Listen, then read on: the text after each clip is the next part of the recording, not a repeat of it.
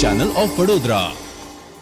વડોદરા શહેરમાં આવેલી એક રેસ્ટોરન્ટના કાઉન્ટર ઉપરથી મોંઘોદાટ ફોન ચોરી કરીને ઘટ્યો રફુચક્કર થઈ જાય છે, જે ઘટના સીસીટીવી કેમેરામાં કેદ થઈ છે.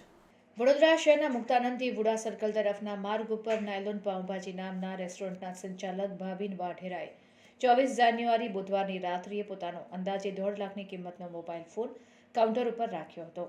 તે સમયે એક અજાણ્યો શખ્સ તેને મોકો મળતા જ આંખના પલકારામાં મોબાઈલ ફોનની ચોરી કરીને નાસી છૂટવામાં સફળ રહ્યો હતો. આ સમગ્ર ઘટના સીસીટીવી કેમેરામાં કેદ થઈ હતી, જેમાં તસ્કર રેસ્ટોરન્ટના કાઉન્ટર પાસે ઊભો રહી રેકી કર્યા બાદ કાઉન્ટર ઉપર આવી મોકો મળતા જ મોબાઈલની ઉઠાંતરી કરી નાસી છૂટતો જણાઈ આવે છે. ચોરી થયેલ મોબાઈલનો ફોનનું લોકેશન ચેક કરતા વડોદરા રેલવે સ્ટેશન બાદ અંતિમ લોકેશન મુંબઈ શહેર ખાતેનું દર્શાવ્યું હતું.